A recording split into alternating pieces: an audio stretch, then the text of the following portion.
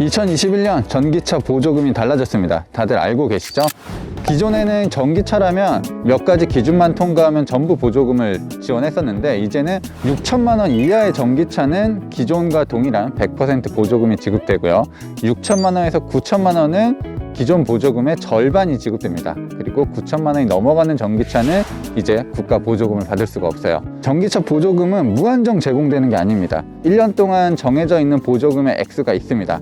그래서 전기차 보조금을 받고 사려고 할 때는 연초에 사는 게 가장 유리하겠죠. 네, 르노 조에는 조금 억울한 케이스였습니다. 작년에 국가 보조금 자체가 그렇게 많지가 않았고, 코로나 바이러스 때문에 우리나라 출시가 좀 늦어지면서 전기차 보조금이 거의 다 소진된 후에 우리나라에 들어왔어요. 하지만 이제 올해부터 동일하게 보조금을 받을 수 있는 상황이기 때문에 유럽에서 판매량 1위를 달성하기도 했었던 이 조회가 올해부터는 다시 재평가가 될 것 같습니다. 그렇다면 조회를 오늘 꼼꼼하게 살펴보고, 전기차는 배터리를 사용하기 때문에 겨울에는 전기차가 굉장히 좀 불리한 조건들이 많거든요. 낮은 기온에서는 평소보다 주행거리가 짧아질 수밖에 없습니다. 그런 상황에서도 어떻게 대처하는지, 얼마나 덜 가게 되는지, 이런 것들도 살펴보도록 하겠습니다.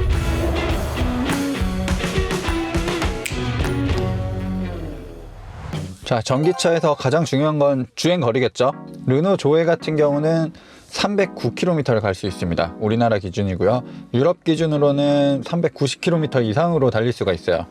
근데 이런 겨울철에는 히터를 가장 세게 틀어놓고 주행을 하게 되면 236km 밖에 가지 못한다고 합니다. 지금 상태는 64% 배터리가 남아있고 199km를 갈 수 있다고 해요. 이 전기차에서 주행거리가 영향을 끼치는 이유 중에 하나가 제한을 받는 것 같은 느낌이 들어서거든요. 자동차는 대중교통과 다르게 내가 원하는 곳을 아무 때나 갈 수 있어야 되는데, 전기차는 주행거리도 짧고 충전소도 찾아야 되는 그런 번거로움이 있단 말이에요. 그래서 오늘도 이렇게 촬영을 하다가 좀 답답한 게 있어서 바다를 보러 가야겠어요. 그나마 가까운 바다, 을왕리 해수욕장을 한번 가보도록 하겠습니다. 여기서 을왕리까지 안내를 시작합니다. 자, 1시간 정도 소요가 되는 코스입니다. 네, 목적지까지는 63km인데 지금 주행 가는 거리가 분명히 훨씬 더 길지만, 중요한 부분은 전 다시 돌아와야 되잖아요. 그런 상황에서는 분명히 별도의 충전도 필요할 것으로 보입니다. 이 차는 승용차니까, 대중교통이 아니니까 저는 제가 가고 싶은 곳에 그냥 가도록 하겠습니다.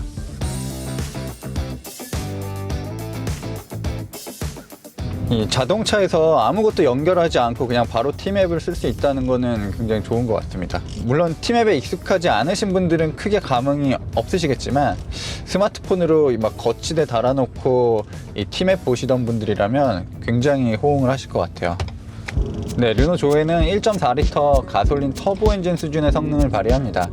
한 140마력 정도와 25kgm 토크 정도 수준을 가지고 있어요. 근데 엔진과 전기 모터의 최종적인 이 숫자는 같을지 몰라도 이 최고 출력을 발휘하는 스타일은 완전히 다르거든요. 가다서다를 반복하는 이런 도심에서는 엄청난 순발력을 발휘합니다. 그동안 내가 알고 있었던 이 자동차와 엔진과 이런 것들의 물리법칙을 모두 거스르는 것 같은 느낌이에요. 네, 출발과 동시에 최대 토크가 발휘되기 때문에 그야말로 튀어나간다는 표현이 가장 적합한 것 같습니다. 그리고 이렇게 가속이 되는 상황에서 불쾌한 진동도 느껴지지 않고 별다른 고조됨이 없기 때문에 경험해보지 않았던 것을 지금 체감을 하니까 낯설음? 이런 것이 다가오거든요. 근데 속도계를 보면 깜짝 놀라죠. 그래서 무서움이 느껴지는 거예요. 이런 발진 성능이 조에만의 특징은 아닙니다. 물론 다른 전기차도 비슷해요. 르노는 확실히 많은 소형차를 만들어 봤기 때문에 대신 이 조의 출력의 기준점을 굉장히 잘 잡아놨다는 생각이 듭니다. 저도 시승을 하면서 여러 전기차들을 많이 타봤는데, 특히 이 정도 체급의 전기차가 가장 흔하잖아요. 근데 일단 조회를 타서 맨 처음에 느꼈던 부분 중에 하나는 조용하다였어요. 보통 전기차들이 자동차 스스로 내는 소리가 거의 없다 보니까 외부의 작은 소리들이 굉장히 부각돼서 들리거든요. 조회는 일단 밀폐감이 상당히 좋은 편입니다. 외부에서 발생하는 소음이 실내로 잘 유입이 되는 것 같지가 않습니다. 최근에 전기차 전용 플랫폼이라는 얘기를 많이 들어보셨을 거예요. 조회 같은 경우도 기존의 내연기관 차들과 플랫폼을 공유한 게 아니라 조회만을 위해서, 그리고 또 다른 르노의 전기차를 위해서 새롭게 만들어진 플랫폼에서 탄생했습니다. 네, 어쨌든 유럽에서는 390km 이상을 달릴 수 있다는 평가를 받고 있고 우리나라에서도 309km를 갈 수 있거든요. 근데 우리나라뿐만 아니라 유럽에서도 직장인들의 평균적인 이 주행거리 패턴을 분석해 보면 30km를 넘는 경우가 거의 없거든요. 이런저런 따지고 보면 출퇴근할 때만 차를 사용하게 되면 뭐 일주일 이상은 충전을 안 하고도 계속해서 사용할 수 있다는 결론이 납니다. 그리고 전기차에 최적화된 이런 내비게이션을 보면 가는 길에 전기차 충전소들이 굉장히 표시가 잘 되거든요. 그래서 그런 것들 참고하시면 장거리를 가는 것도 이제는 그렇게 어려운 일이 아닙니다. 지금까지는 에코 모드였어요. 이제 에코 모드가 아닌 상태에서 풀파워를 제한 속도가 시속 140km에 걸려 있습니다. 전기차는 항속주행 위주로 세팅이 되어 있기 때문에 일반적인 내연기관 자동차에 비해서 최고 속도가 좀 낮은 편이긴 해요. 일단 자신이 낼 수 있는 최고 속도까지는 아무런 무리 없이 속도를 높여줍니다. 시작과 끝까지 계속해서 일관적인 그런 힘을 보여주고 있습니다. 조회 같은 경우도 최대 토크가 굉장히 뛰어난 전기 모터를 사용하고 있어서 저속, 중속, 고속 모든 영역에서 자신이 가지고 있는 힘을 아낌없이 발휘합니다.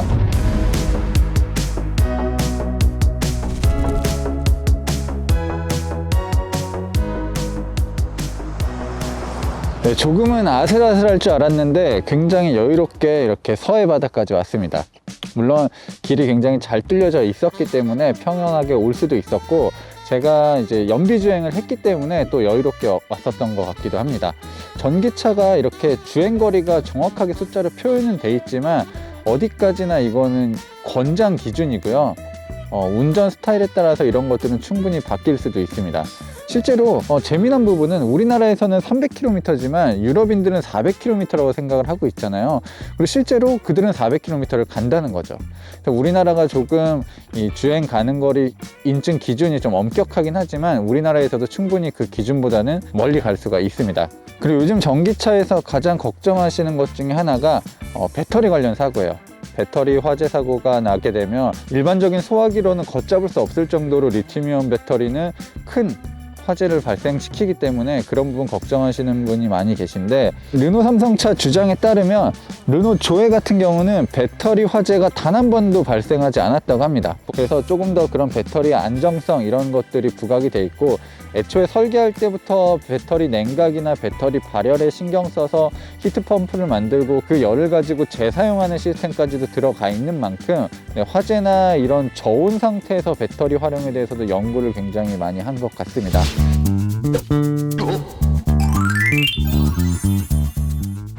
네, 조에는 프랑스에서 만들어져서 우리나라에 수입되는 모델이에요. 그래서 기본적으로 이 르노의 로장주 엠블럼이 새겨져 있습니다. 네, 내연기관 자동차는 그릴 디자인의 중요성이 좀 부각이 됐다면 이 조에 같은 경우는 그럴 필요가 없기 때문에 오히려 엠블럼도 훨씬 더 커지고 램프 디자인도 예쁘게 아주 날렵하게 디자인이 됐습니다. 우주선 같은 느낌들이 있어요.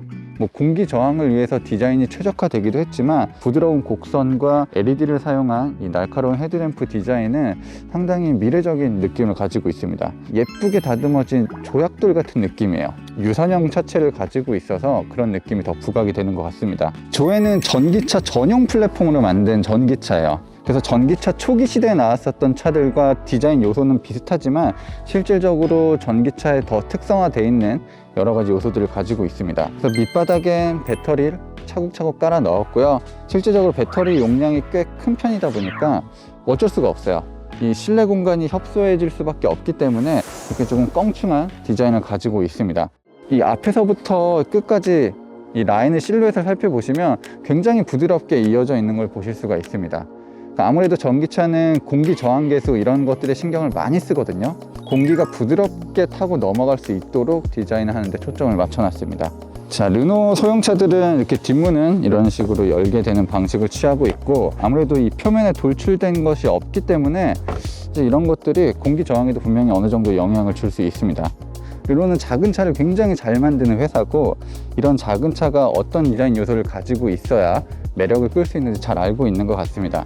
뒤가 직각으로 깎여 있는 게 아니라 비스듬하게 깎여지면서 트렁크 공간도 어느 정도를 확보하고 있고요. 자, 램프 같은 경우도 LED를 적극적으로 사용하면서 좀 화려하게 보이게 하는 것들이 초기 전기차의 약간 흔적 같은 건데 조회에는 그런 것들도 그대로 적용이 되어 있습니다. 자, 네, 트렁크는 전동 방식은 아니고요.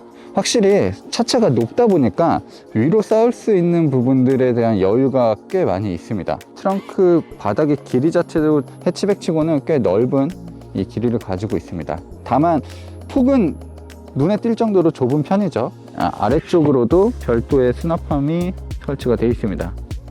자, 그리고 시트도 접을 수가 있습니다. 와, 이게 요즘 자동차 같지 않은데 이건?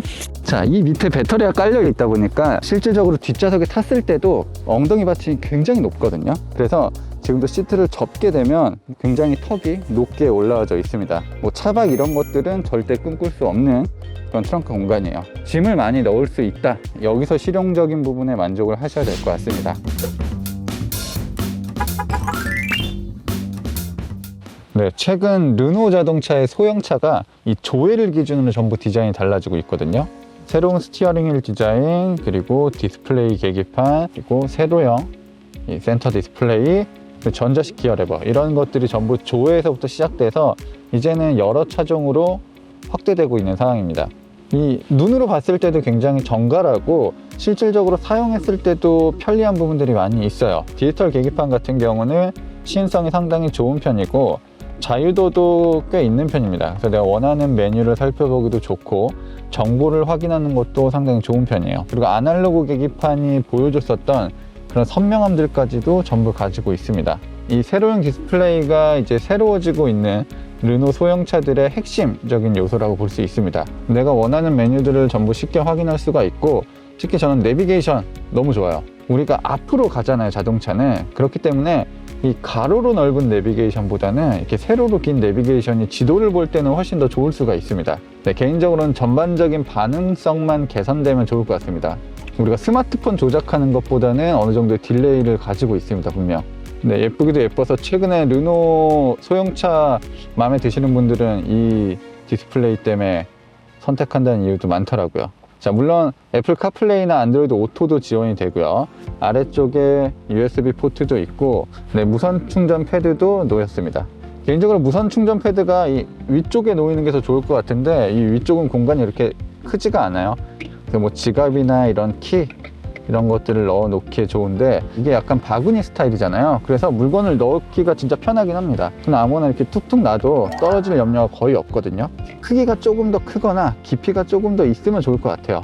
이 전자식 기어 레버도 디자인이 새롭게 변경이 됐고 조작하는 느낌도 좋습니다. 캡처 같은 경우에서 지금 이 전자식 기어 레버를 사용하는데 좋아요. 디자인도 깔끔하고 사용감도 좋습니다.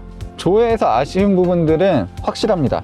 좁아요. 좌우 폭이 차가 좁다 보니까 여기서 오는 불편함들이 몇 가지 있거든요. 센터 콘솔 같은 경우도 좁고 이 암레스트도 다른 차의 한 절반 정도 많아져. 물론 여기에는 이런 수납 공간도 마련을 해놨지만 좁습니다. 그리고 이 시트가 전부 수동이에요.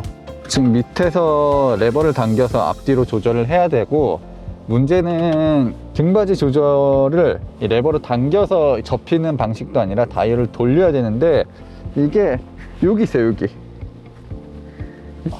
조절하는 게 확실히 편하진 않아요. 불편합니다. 이게 조회 같은 경우가 역사가 좀 긴 편이에요.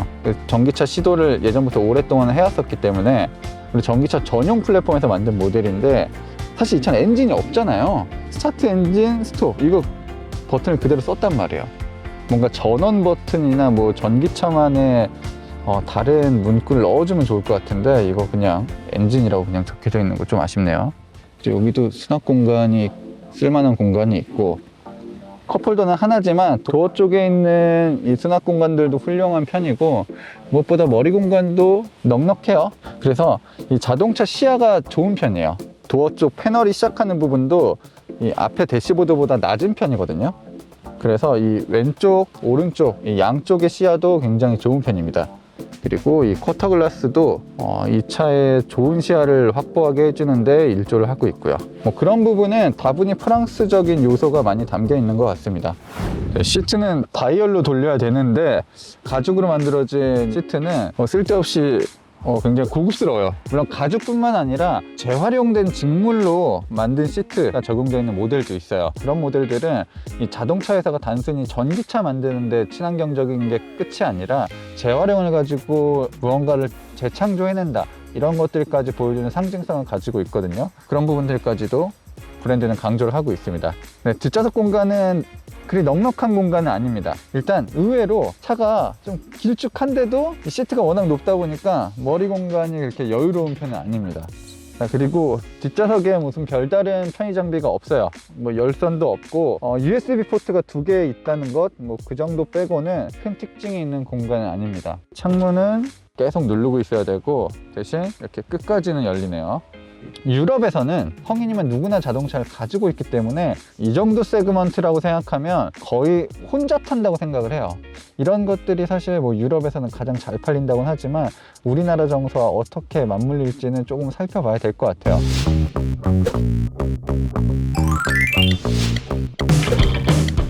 이제는 앞으로 더 다양한 전기차들이 국내에 출시될 거고 전기차 기술은 날이 갈수록 빠르게 발전할 겁니다. 그래서 우리는 앞으로 더 선택지는 넓어질 거예요. 그래서 저마다 갖고 있는 매력들도 다르기 때문에 전기차를 좀 꼼꼼하게 살펴보시면 좋을 것 같고, 전기차는 일단 연초에 구매하셔야 됩니다. 그리고 앞으로 국가 보조금은 계속해서 줄어들 거예요. 그래서 어떻게 보면 요즘에 전기차를 구매하기 가장 좋은 시기일 겁니다. 네, 오늘 영상은 여기까지고요. 다음 시간에 더 재미난 영상으로 여러분들을 찾아뵙도록 하겠습니다. 전 지금까지 모터그래프 김상영이었습니다.